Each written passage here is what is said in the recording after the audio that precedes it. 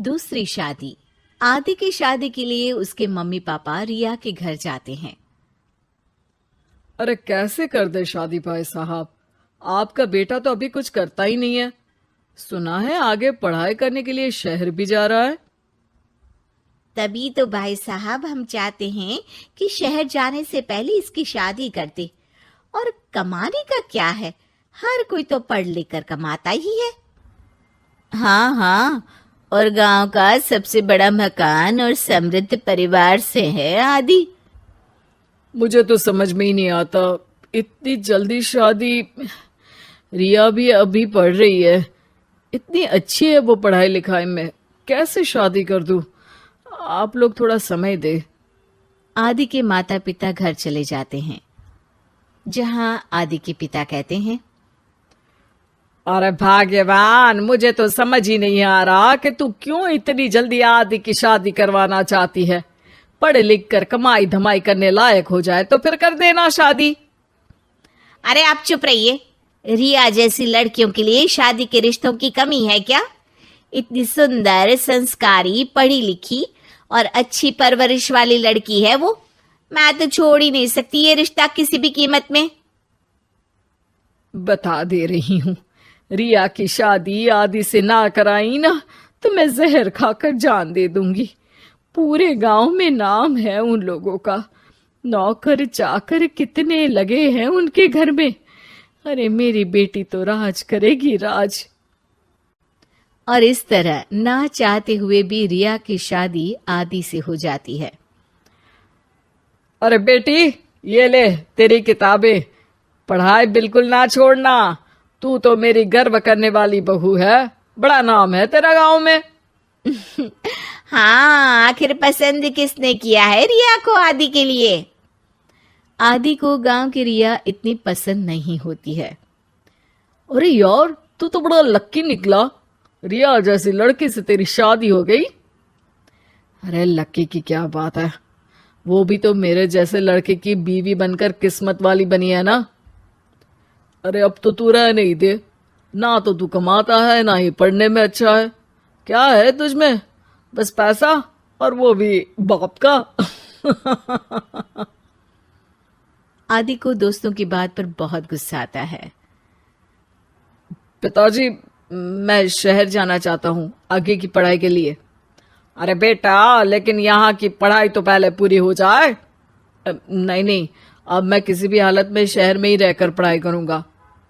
रिया को आदि का ये व्यवहार अजीब लगता है कि अचानक नई शादी के बाद आदि ऐसा क्यों बोल रहा है।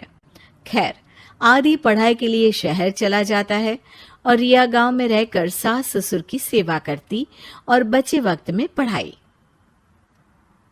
अरे देखो, दामाद जी तो शहर चले गए, हमारी बेटी बेचारी अकेली रह गई। उसे कुछ दिनों के लिए यहीं बुला लाओ ना। रिया की माँ रिया के ससुराल उसे लेने जाती है कि उसके सास ससुर कहते हैं, अरे नहीं नहीं बहन जी, हमारा मन तो रिया के बिना नहीं लगेगा। हाँ माँ, इनको तो शहर जाना ही था पढ़ाई के लिए, बस थोड़ा पहले चले गए। माँ खाली हाथ वापस आ जाती है।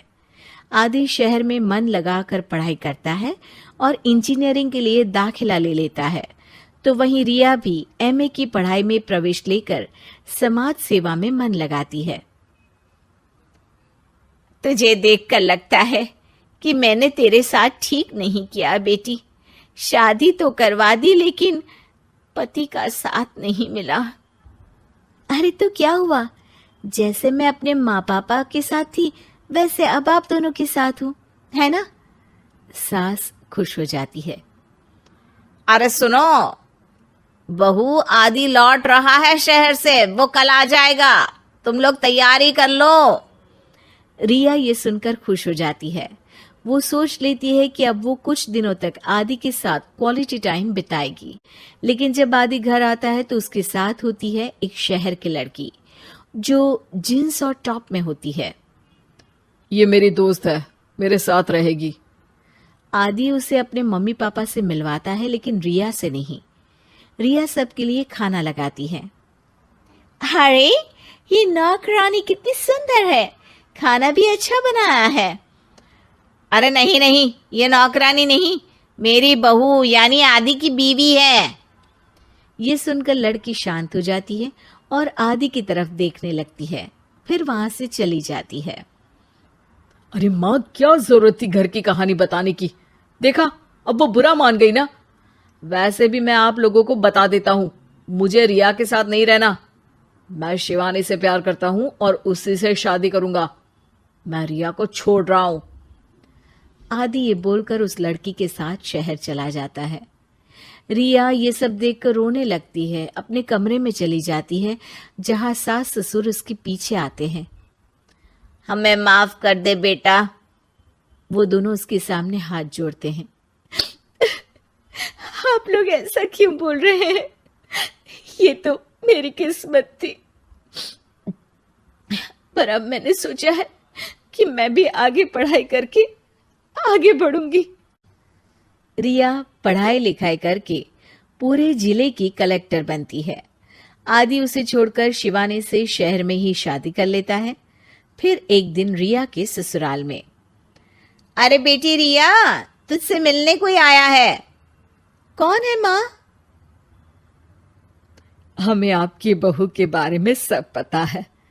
मैं आप लोगों से अपने बेटे के लिए आपकी बहू का हाथ मांगने आई हूं। रिया के सास ससुर और माता पिता ने मिलकर ये फैसला किया था कि वो रिया की शादी करवा देंगे।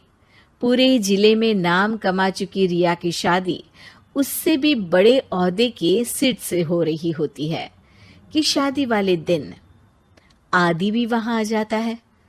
अरे माँ, ये क्या हो रहा है? तेरी हिम्मत कैसे हुई घर में घुसने की? पूरे गांव में हम लोगों की नाक कटा अकेला छोड़ गया था एक लड़की के लिए, अब क्या लेने आया है? माँ, वो लड़की ठीक नहीं निकली। उसने मुझे धोखा दे दिया माँ। मैं रिया की कीमत समझ चुका हूँ। अरे इतने बड़े जिले की कलेक्टर है वो। मैं यहाँ नहीं था, फिर भी उसने आप लोगों का पूरा ध्यान रखा। बहुत लेट हो चुका है बेटा। रिया आज अपनी नई जिंदगी की शुरुआत करने जा रही है। अब उसे भी जीने का हक है। वो तेरी सुविधा से जिंदगी नहीं जी सकती। तूने तो हीरा खो दिया बेटा।